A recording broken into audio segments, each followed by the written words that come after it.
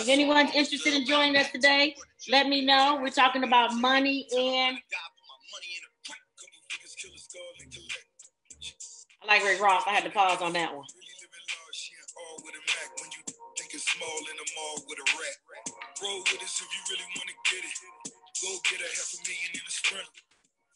That's how some people really feel.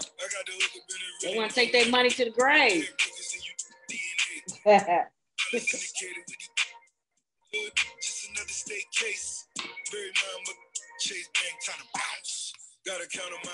I'm not taking mine to the grave. I'm gonna leave it for my grandbaby. All right. Let me say that. Let me see what's next on my it's a jam too. How do I get you on here, Bootzilla? I don't know. Am I on? Yes, ma'am, you are on. You can see me? Bootsy, you asked me that 20 times. Okay. We can see you. Okay. All right, you guys. Today we're talking about emotions. Something that women are known to be very, very full of. Let the men tell it. Do you agree, Bootsy? Yes, I do. I want to make sure I can hear you. All right, it's money and emotions. And I had shared with you on my clip for our introductory video that there is a psychiatrist by the name of Robert Plutchik. Is that Jewish or what, Mom? Plutchik. I don't know. Plutchik. Robert Plutchik. He came up with the wheel of emotions. There's a big wheel of emotions. You know what? I can share my screen if y'all want to see it. You know, I'm an educator, so I kind of get into that stuff, and I'm a little nerdy. So let me share real quick the wheel of emotions. Here you go, guys. See this wheel of emotions? It consists of 8 emotions, and we're gonna go over a few of these. Who say yes? I agree. LOL. I don't know. Johnny B, what you talking about? Let me know. But these are the 8 emotions, and as you can see, trust. Everybody know what trust is. This also includes admiration and acceptance. Generally, when you trust someone, you're allowing them to come into your circle because you admire them and you're accepting them. The other one is fear, the feeling of being afraid, shocked, or scared. Everybody knows what these are. These are elementary words, of course. Surprise, how you feel when something is unexpected. I'm curious to see how that one's going to affect your, I got a good one for that one. Sadness, disgust, feeling something is wrong or dirty. An anger emotion, feeling angry or enraged. Anticipation, and then you have joy. So we're going to discuss these 8 emotions and how some or all may affect your financial decisions. I think I'm affected by all of them. I probably had a nice little experience, a couple of experiences each, probably with all of them. But we're only going to discuss on my end a few different ones. So Johnny B's talking about us. Someone said women and their emotions. Yes. Women and their emotions. That's why. But don't forget where we came from. We came from a man's rib. So what did I say about y'all?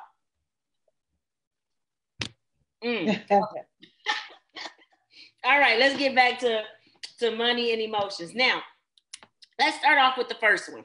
Or would you like to go into something? You want to talk about the good or the bad? Because I identified 4 good ones and 4 bad ones. I'm going to share with you the 4 good ones in my opinion, or positive, shall I say. The 4 positive are trust, joy, surprise, and anticipation. Do you agree with me, Ms. Trevelyan? Yes, I do. Okay. The 4 negative ones would be fear, sadness, disgust. Oh man, I had somebody that disgusted me. Anger. Okay. Now, what we're going to talk about today, I'm going to put a little disclaimer out there. I am not going to use people's real names. We're going to make them fictitious, but the events are true. The events are real as they can come, but because of disclosure, I will hold back on the person's real name, and we're going to make them fictitious as far as the names are concerned. All right. So let's get started. Money and emotions. So which of these 8 emotions, Boosie, would you say are involved in financial decisions? All or a few? Literally all of them. All of them are. Yeah, at some degree. Okay. So basically, what you're saying is at least all of these they've affected how you made decisions when it came to how you spend your money. Yes. Okay. Me too. Anybody else out there in Wealth Wednesday land? Let me know. Or Wealth Wednesday world? Let me know which one of these emotions have affected you a great deal, whether it's good, bad, or different when it came to your money. So basically, I've experienced a little bit of all of them, and I'm going to share with you guys a little bit the Capri, or shall I say TT. A lot of my very, very close friends call me TT. That's my alter ego. What was Beyonce's alter ego? Forgot her name. Sasha Fierce. Like Beyonce has Sasha Fierce. Mine is TT, like in Trevelyan. So I'm going to share with you how I've been affected financially because of some of these emotions that I experience. So when it comes to trust, joy, surprise, anticipation, hey, those are the good ones. I could go on and talk all day, but I've always learned that your best lesson was your last mistake. And my job as an educator is to what? Educate you so you can make positive what? Boosie. What? Choices. When it comes to your finances. So we're going to all talk about good today. We're about to get down and dirty. And let's talk about the fear, sadness, disgust, and anger. So share with me some experiences, Boosie. I think I hear somebody coming through my door. Johnny B. Hello? Boosie, what kind of experiences have you had with fear when it came to financial decisions? Well, let me quote a scripture in reference to fear, okay? And this is Joshua 1:9, and I'm a sidebar a little bit. This is what the theme of my training program is about. Joshua, the whole book of Joshua. And it says here, which a lot of us go through when we're going to spend money or we're going to lose it or whatever we're going through, the Lord says to us to fear not and be of good courage. Because he's with us always, whether it's good or bad. And so when you start talking about fear, I don't really focus on fear, but it's a reality. Yes, it is. I try to concentrate on the word of God when he says, fear not, be of good courage and trust me. Okay. I've had a lot of experience where I could have been fearful. And give me one where you were, because you weren't always. No, I'll say, can I say this? You can say when I was running a company, okay, and the company was highly, highly successful, and I became ill. All right. And that illness affected every area in my life. So temporarily, I was in fear because I didn't know I was going to take care of myself, how I was going to help to continue the legacy for you all, medical insurance, life insurance. So it was a little bit of intimidation, trepidation there because it was something that was diverse and different in my life, and I had to deal with it. So how did it affect your decision making when it came to spending money? Did you? Well, I had to reorganize a lot of things because the money that I would have normally had would not have been there if I didn't make a sound choice to live at a certain means. I have to say, I was making a whole bunch of money, but I had to cut back on everything and decide, okay, now which way I'm going to go. Am I going to give up, or am I going to? Okay, I want to get down and dirty and be real specific. So let me give you an example. Okay. For me, fear, sadness, disgust, and anger, I've experienced all of those wrapped into one bucket. Right. I was a very down time in my life. I don't use negative terminologies, but it was a very challenging time in my life. And I actually experienced fear, sadness, disgust, anger, and a little bit of anticipation just because of I consider myself an eagle. So I was anticipating on what was going to be next. But and when I experienced this was one major time where I had to make an executive decision as a boss and rearrange everything in my life where it affected me, it affected my son, it affected my my sphere of influences, even my realtors. So all of you know my background is real estate, had a big real estate brokerage firm, blah, blah, blah, blah. But at the end of the day, we all were affected by 2008 crisis. The 2008 crisis basically took the rug kind of just, I didn't even have carpet rug. What is an old saying? They took the rug from up under your feet. No, I was on straight bare bricks. That's how I felt. Because at that moment when I decided I'm at a crossword, what am I going to do? So the crossword was, are you going to still maintain this house, this 4,000 plus square foot home, game room, media room? You're going to still maintain these luxury cars. You're going to still maintain these rental properties. You're going to still maintain this lifestyle while economy is dropping. You have to make an executive decision. So there was some fear there. It was fear, like, well, I don't know anything else. All I've ever done was real estate. I have a master's degree and I didn't have a resume at that time. I don't have a business degree, you know what I'm saying, and a graduate degree and no resume. I've never had to because I've always been self-employed. So basically what happened was the fear. It was the fear of what's next, what's on the other side for me. Not knowing how long the economic crisis was going to last, if my money would last long enough. You know? And then, well, Ted's trying to log on, saying they need the password. Oh, these kids. I'm sorry. I'm in the middle of doing my thing and that means, while you doing that? Hold on, I got it. Hold on. Okay. So what I'm saying is basically what happens is the fear was not knowing what's going to happen next, right? Remember, I had Tez may have been 8 or 9 years old right about then. His dad was incarcerated. His dad was always involved in his life. He was very instrumental in taking care of Tez and spoiling him and making sure we didn't want for anything. I was very blessed. Boom. He went to jail. The economy hit. Daddy died. Everybody knows Johnny Richards Sr. Daddy died. So 2008 was a very, very, very challenging year for me. And that's why I experienced all of this. So I had to make a decision on what I was going to do. And what I decided to do was let everything go. Because holding on to it was going to put me in a bigger ditch.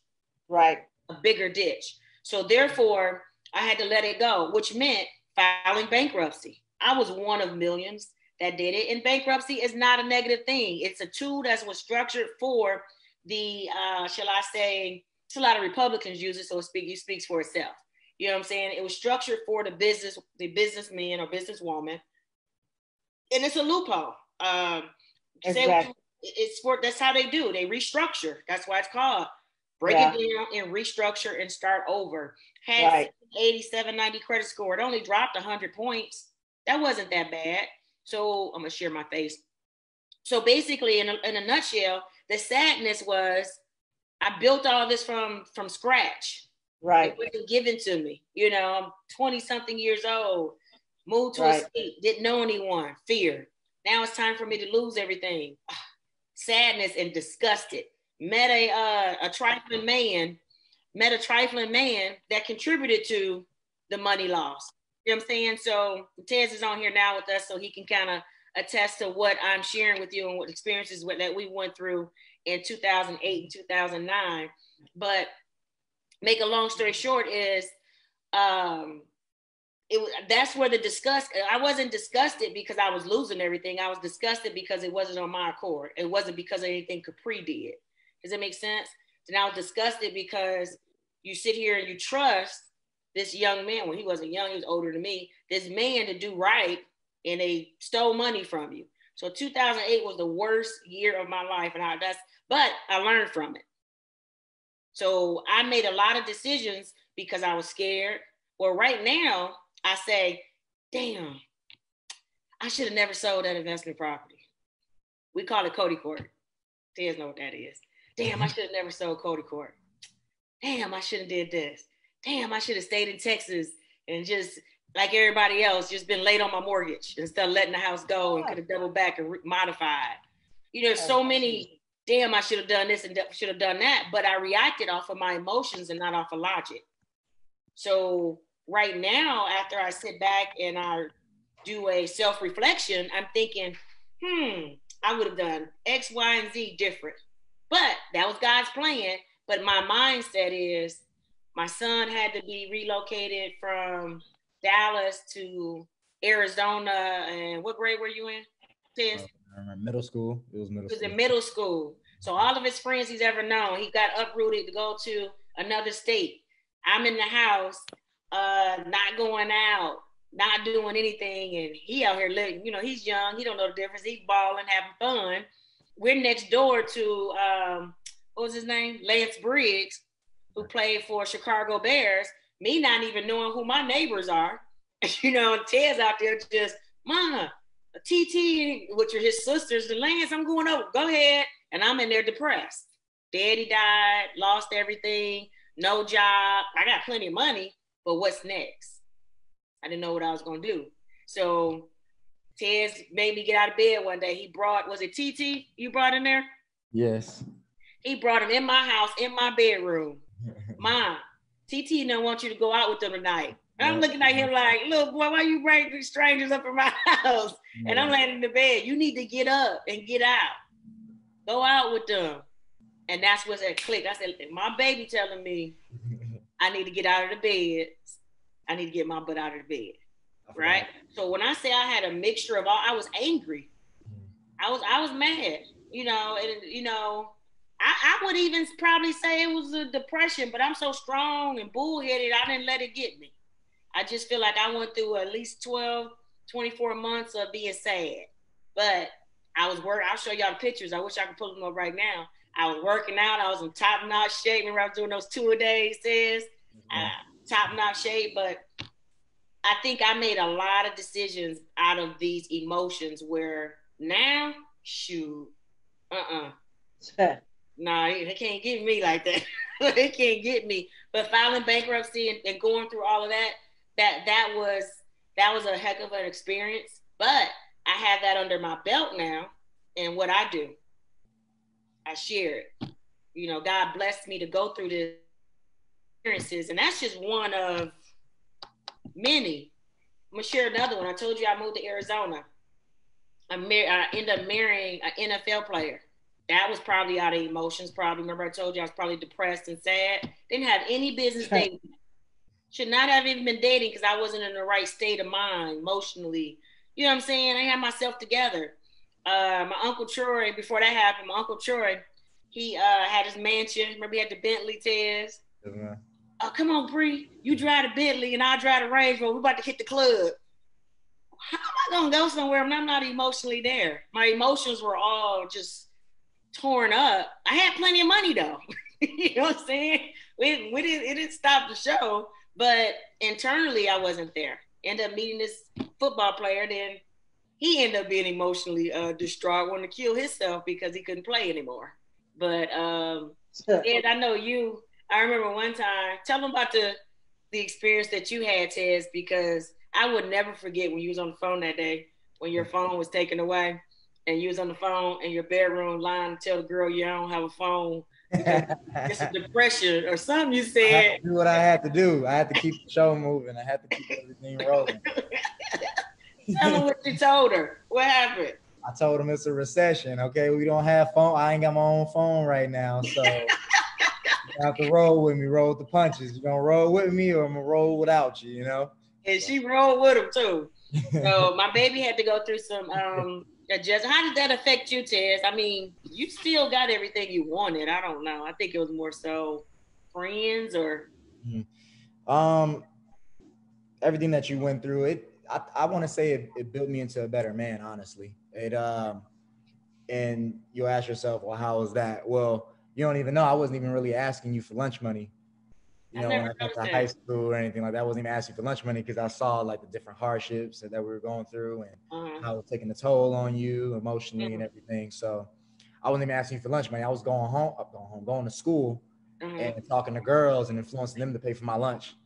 So I didn't have to ask you for money.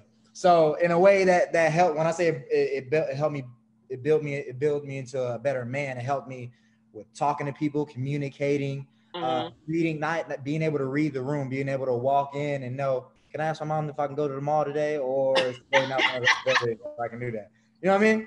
So it was a lot of things that what you went through showed me and helped me. Not to mention everything that you went through. You didn't just suffer in silence. You taught you used your experiences and you placed them on me. You said, hey, this is what I did. This is where I messed up. This is what you shouldn't do. You wouldn't even. I don't even think you would always say this is what you shouldn't do. You would say, this is what I went through. This was my outcome. These are your options. You pick your choice. Yep. You know, I can take you to the water, but I can't make you drink it. One of those type of deals. Yep. So you always tell me, just always be a logical thinker. And I think I'm definitely the logical thinker when it comes to me and my wife, when it comes to our marriage. She's very emotional. She wants to, impulse buy, and, whenever she gets stressed out, she'll stress buy. Okay. And me, I'm more logical. I got the budget sheet. I'm like, babe, how much money did you spend on Amazon this month? Or how much is it? And we look at everything. Yeah, I'm very, very logical. Even when it comes to everything, you always taught me, hey, Tez, listen, I'm going to Michigan. Okay. This is where the safe is. This is the combo. This is where the life insurance is. I know if something happens to me on this plane or something happens to me, if I'm home, you're going to be hurt, but make sure when you cry to the bank. You make sure, you go ahead and you go get that money. So, you know what I'm saying? You can cry at least if you're going to be tired, because you're going to be sad. My outtake on it, if something happens to someone in your family, which heaven forbids, it never happens, but sadly it does happen. Yeah. If it does happen, take advantage, take care of your business first. Because the fact of the matter is, you're going to be sad. You're going to grieve in your own way. But if I had to bless somebody with some type of wisdom, I would say handle your business first, and then just go ahead and be in your sorrows and grieve however you want to later. Because it'll be definitely a lot worse if something were to happen, heaven forbid, happens to you. Because my name's on that house too. So if something happens to you, and I'm just sitting around here moping and crying, the bank's gonna be like, hey, where's our money? I'm like, oh, so they're not going to care. I'm you know what I mean? And if I come to my senses, 2 months later, my credit's already bad. The house probably they gonna be coming to get. It's gonna be a lot of different things I'm gonna have to deal with. That if I would have just fessed up and I won't even say man up, but just be financially responsible. That's it. And some of those conversations were very hard. Even right now, I'll call and say, "Hey, I'm gonna go out of town. This is this." I still tell them, "I don't want to talk about that." Oh, we need to talk about it. No, I don't want to talk about it. So those were very, very tough conversations. But again, this is something that you need to speak with your kids about. You know what I'm saying? And I didn't know that you were what would you call it? Smooth talking to girls. It helps. Okay, it helps. It helps. So being emotionally bound to it, it has its pros and its cons, because you're my only baby, loved you more than myself, life, or anything. So I would just buy stuff. Like you had a Rolex and you don't even like jewelry. I don't like jewelry, yes. You know what I'm saying? So what of an investment? I won't say bad investment. I gave it to somebody, but it's just because I love you. You know what I'm saying? That's the trust, the joy, the love. I'll do anything for you. So I probably don't think rationally when it comes to that. You say something, oh, don't worry about it, I got you. Like you were saying, well, Mom, we think about watching the fight. And while you're talking to me, I'm sending him the money and say, y'all go ahead and watch the fight. He didn't even know it. I was like, check your text message. But that's just because of the emotion. You know what I'm saying? Even if I don't have it, I'm going to still give it. You know what I'm saying? But I'm gonna figure it out some kind of way. It's funny that you mentioned that too, because when it comes to the emotions, when you're depressed, you know, you'll spend money a certain way. When you're stressed, you'll spend money. Even when you're happy, you'll spend money in a certain way, you know.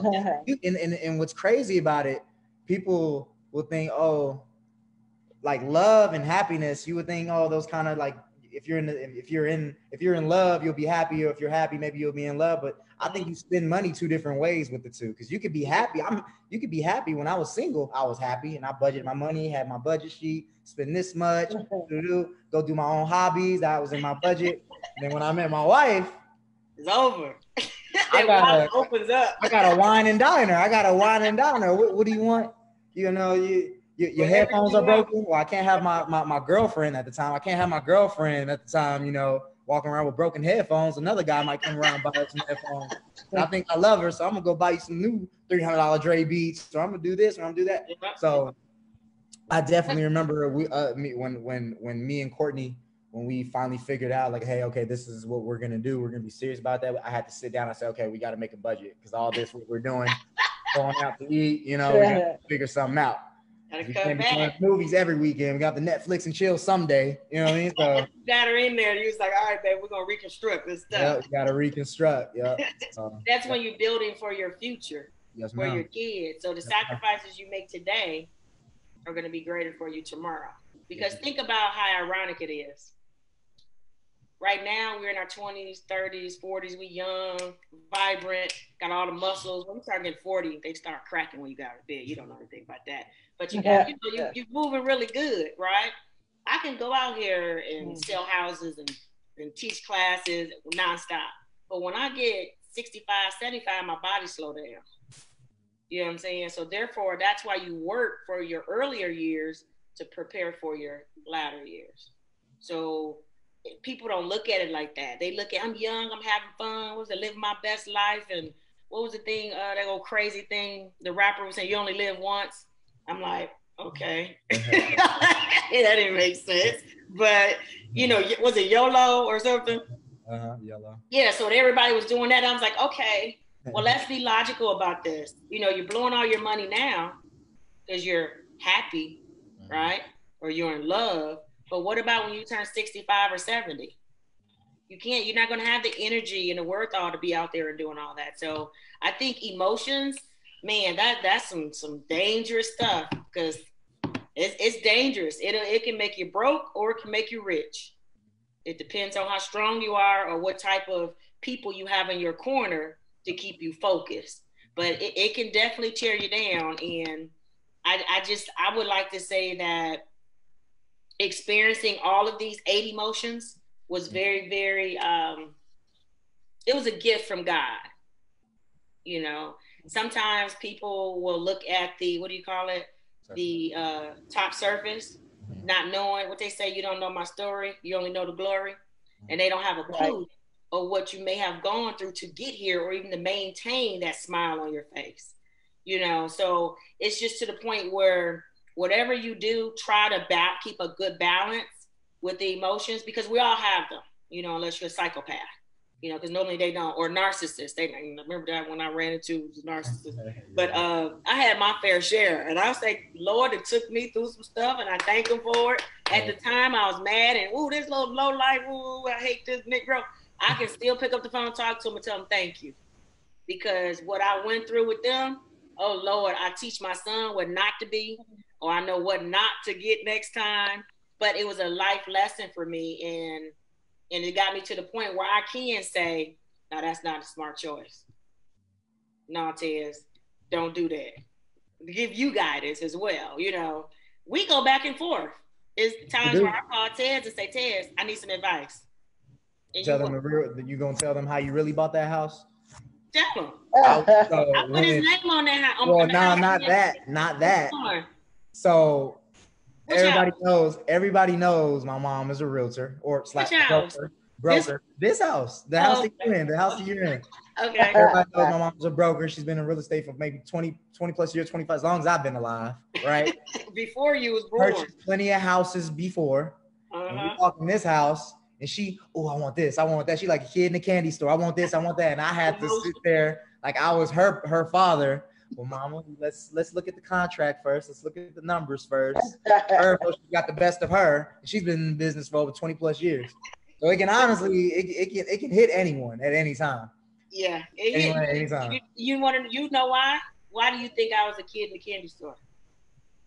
Because you had a lot in the beginning. Oh, wait, happened. You lost it all and you finally was gaining everything back. Yeah. And I respect you. Everybody loves an underdog story. Yeah. Everybody does. Chris Gardner, you know that student happiness. Everybody loves an underdog story. Yeah. And it was honestly a blessing to see you work through all the trials and tribulations that you went through. And do people even know that you left me for almost a year? Did you leave me for a year? They don't know that. Tell them. Left me for a whole. My mother left. She asked me, was my sophomore year of college. She asked me. She basically said, "Listen, I want to go back to Texas." We were in Arizona. High school, sophomore year of high school. Yeah, sophomore year of high school, and she said, "I want to go back to Texas. I miss Texas. The whole time I've been in Arizona, I haven't been truly happy. I want to go back to where I started it all." Yeah. And the reason she was asking me is because this is why I respect her. The reason she was asking me is because she realized that she would be taking me away from all my friends. Yeah. She would be taking me away from all my friends. And a lot of people, that would be difficult, you know, especially in high school nowadays. Yeah. Your upperclassmen switching schools your senior year, you know, can I make friends? Am I gonna go to prom? Nobody knows me, et cetera, et cetera. But I looked at it as, okay, yeah, it's gonna suck. My senior year, I got to go to a whole new well, it wasn't really new. We went back, but a whole new environment and everybody's kind of grown up at this time and make friends. But I looked at it as, you my ride or die. You know what I'm saying? I got friends. I love my friends, but you've been there since day one. You the one that's been making the sacrifices for me. And I love you for that. So I said, go ahead, do what you got to do to get us back. And she left me my junior year so she can go set up shop. That's what I did. In Texas for me to come down for my senior year. And I think that's a big sacrifice because a lot of people, hard too. Yeah. Oh yeah. Because I was driving myself at the time. I was driving myself to high school. I was driving myself to the school, going to track practice, coming back. I was doing everything myself. Yeah. A lot of people don't even know that. That was difficult. Yeah, I made you. You said you was driving yourself. You had a car. You was good. It ain't like I left you on the phone. Yeah, she didn't just lead me to the wolves. You was well taken care of. I think it's a little too late for CPS to come and get you. However, you did not lead me to the wolves. No, you did not. No, that was a major sacrifice because I needed to be back. You know what I'm saying? Mm-hmm. And I came back and I did just that. Shut up shop. Mm-hmm. When I had to get a job, me working a job was woo. Mm-hmm. Jesus, nothing against it, but it wasn't for me. That you were accustomed to. Oh my God, I was spoiled just from yay big to yay tall. So that little 10-year, oh man, that was tough. But I had to come back, set up shop, got a place. Then my baby came on back down with me. We were back together again. Yes, so yes, we are. Yeah, it was tough. So I'm just gonna ask you guys a couple questions. And then we're gonna roll it out because I try not to go over 30 minutes. Yes, ma'am. Can you identify the correlation between money and emotions? That's that math in me. Money. Identify the correlation between money and emotions. Most definitely. Most definitely. Happy, your money. You definitely spending your money. You definitely spending. Hey, let's go. Let's go to Colorado. Let's go to the casino. Let's go do this. Let's go do that. When you're sad, depending on who you are and how you deal with depression and sadness, you might not spend as much money. You might stay in the house. You know, your bank might be wondering, well, I wonder why Martez is spending this much money this month, you know? That sounds like a positive correlation. Yes. It could be a negative when you're sad, you what? So the positive mean they're going along together. So the positive, okay. So can you share with me one experience with you where one of these emotions affected your financial decision, whether it's a good one or a bad one? Do you want me to say them or? Oh man. Yeah. Can you tell me the emotions? Yes, go ahead. Okay. You have fear, sadness, disgust, and anger. And on the flip side, you have trust, joy, surprise, and anticipation. Okay. I can go with trust. Okay.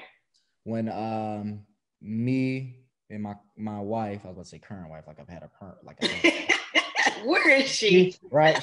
She just left to go work out, actually. Oh, okay. But when me and Courtney, this is before we were married. Mm-hmm. This is when we were figuring out, like, okay, I think this is about to be my life partner. We were in the store searching for a couch. Couch that we had. We were looking for a couch, and the couch that she wanted, she absolutely wanted and had to have, was like $3,000 or something like that. Right?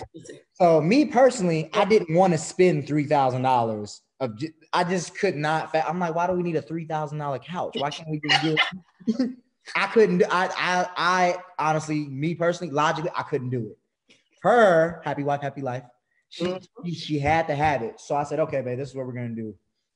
We're gonna go ahead. And again, this is we're not married. You know, we're talking. We're still talking, dating at this time. And I said, listen, this is what we're gonna do. We're gonna go in and I guess it's layaway. Layaway. We don't know what that is. Layaway right now. It's not a layaway. It's we finance the couch. Okay, that's different. There you go. Finance the couch, and I had to depend on her. I'm like, okay, I'm financing this couch. Are we gonna be together? You know what I mean? Like, I trust you. I trust that this is gonna be us. That we're gonna be in on this for the long haul, not just something short term. So I can tell you something. If I pay for this couch and we break up, I'm gonna be mad. I want my couch back. but it sucks though, because the type of man you raise me, whatever I get you, you keep. Yep. So internally, it's gonna hurt. Like, dang, I got you that couch. But for a while, another man be on it, right?